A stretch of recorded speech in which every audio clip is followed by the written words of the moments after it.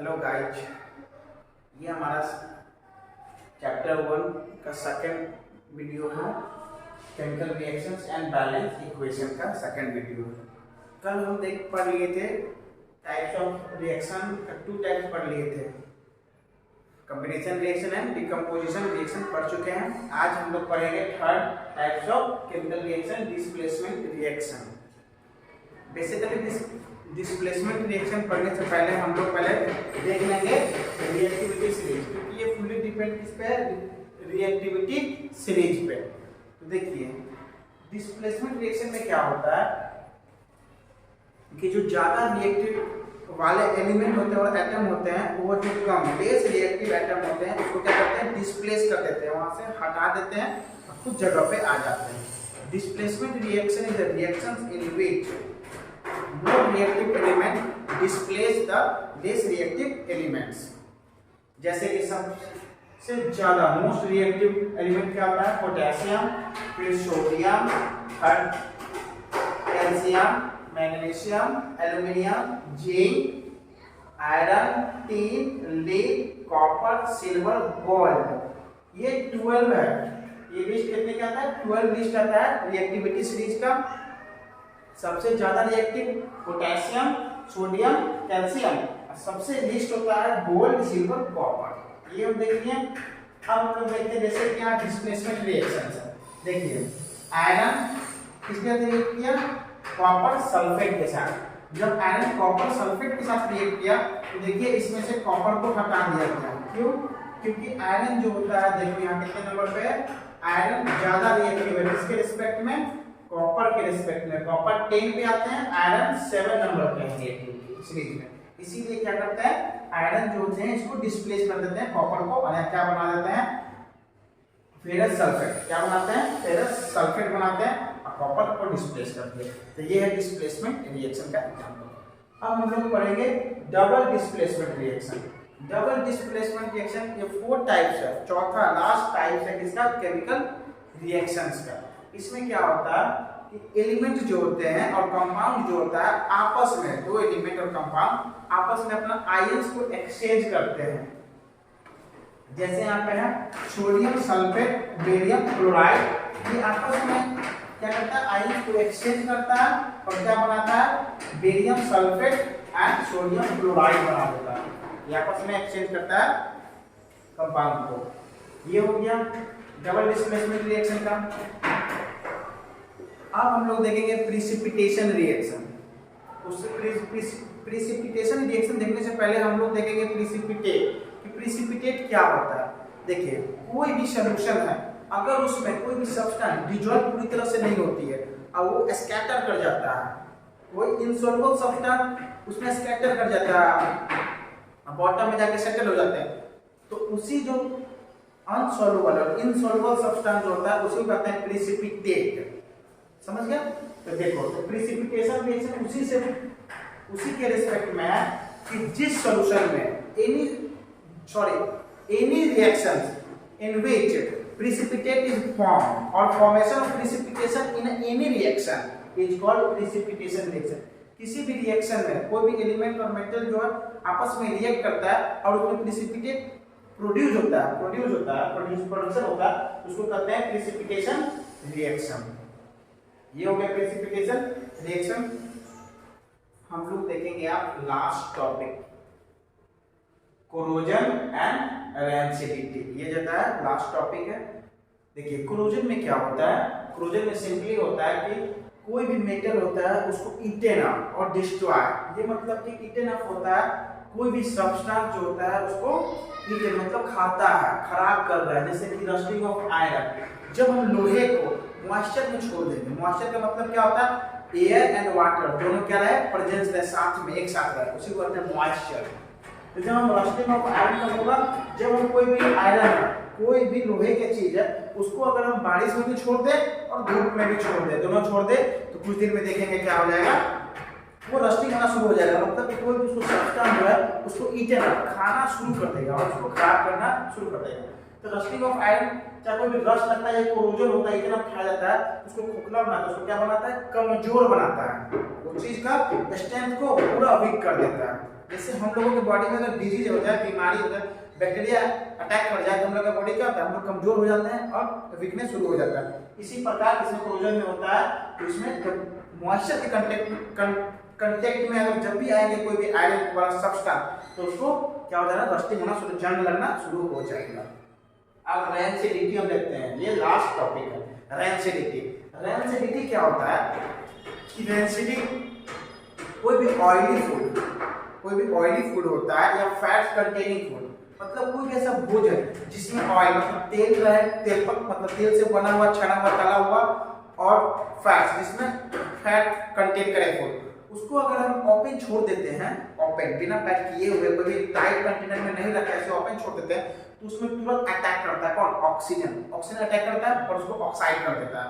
तो ऑक्साइड करने से क्या हो जाता है, उसका जो होता है टेस्ट एंड स्मेल दोनों क्या करता है, बदल देता है और वो फूड जो होता है खराब हो जाता है, उसको हम लोग खा नहीं सकते। जैसे गर्मी के सीजन में देखेंगे, समर के सीजन में पल्सेस जो होता है वो खराब हो जाता है, अगर लेट नून तक रहा हो, अगर मॉर्निंग में जल्दी बना हुआ हो और लेट नून तक रहे, इवनिंग तक, वो क्या होता है, खट्टा हो जाता है पल्सेस।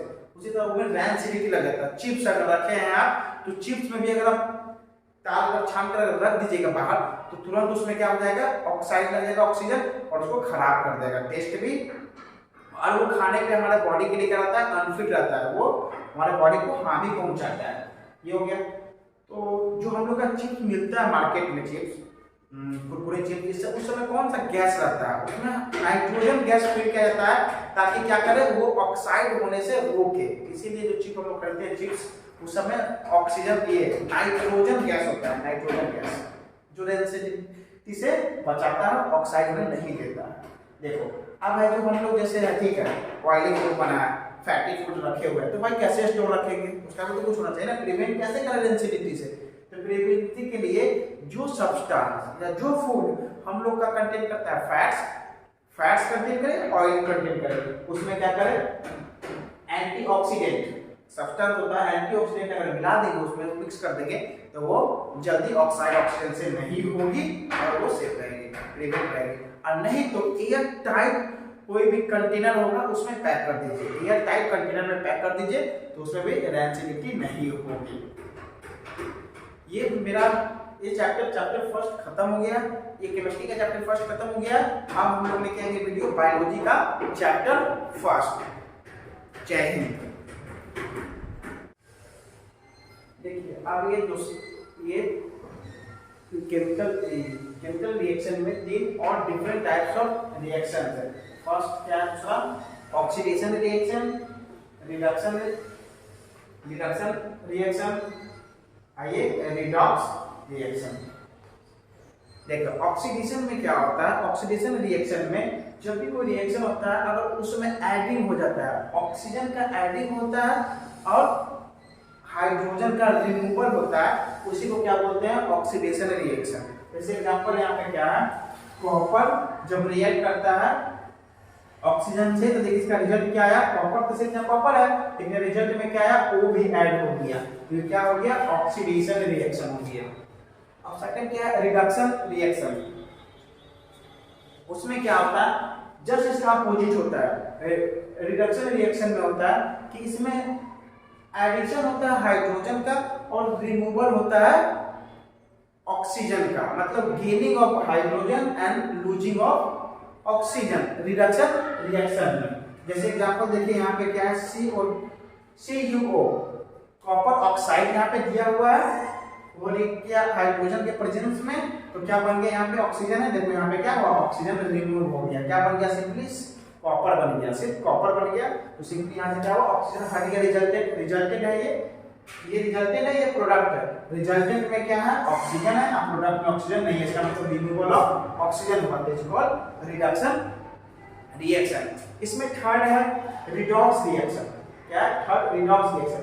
इसमें यह होता है, इसमें दोनों हो जाता है, जब दोनों सब्सटेंस, जब दो कंपाउंड आपस में रिएक्ट करता है तो ऑक्सीडेशन भी देखने को मिलता है और रिडक्शन भी देखने को मिलता है, उसी को क्या बोलते हैं, रिडॉक्स रिएक्शन।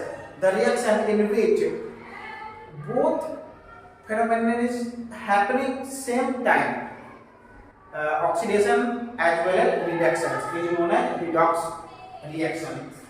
जैसे देखो copper oxide plus hydrogen gas दोनों आपस में रिएक्ट करेंगे, किसके प्रेजेंस में? हीट दिया जाएगा तो किस में बनेगा?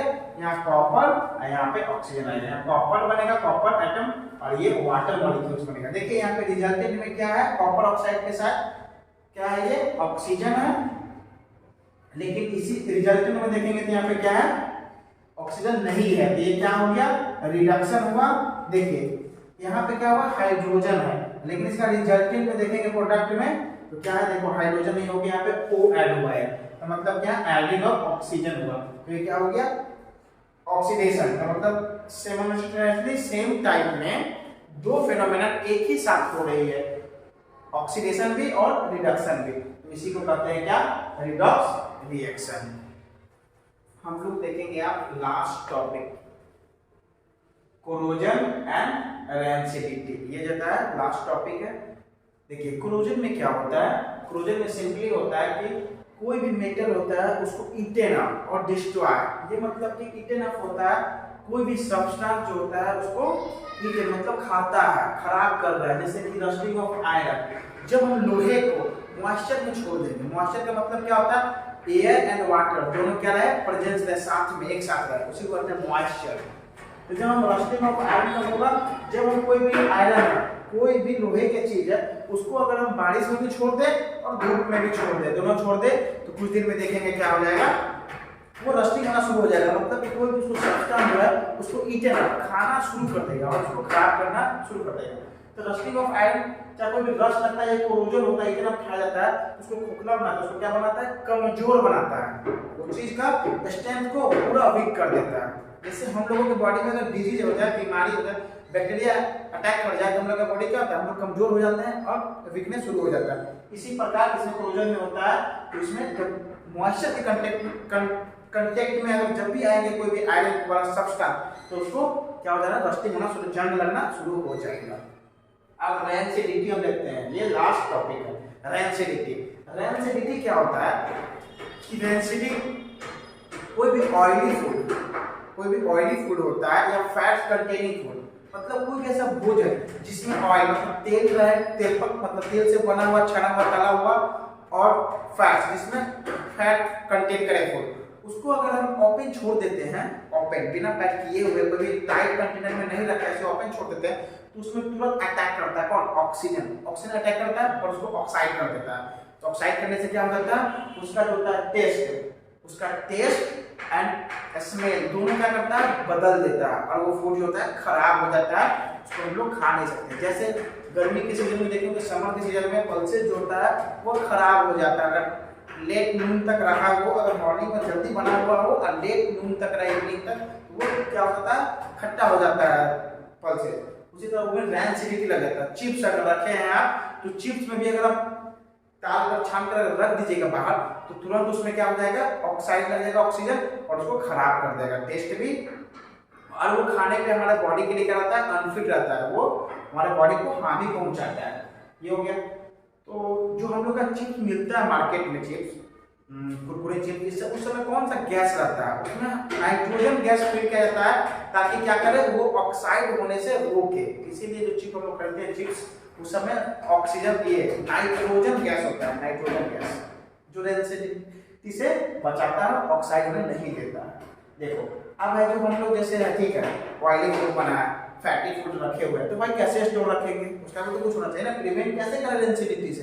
तो प्रिवेंटिव के लिए जो सब्सटेंस या जो फूड हम लोग का कंटेन करता है फैट्स कंटेन करे, ऑयल कंटेन करे, उसमें क्या करें?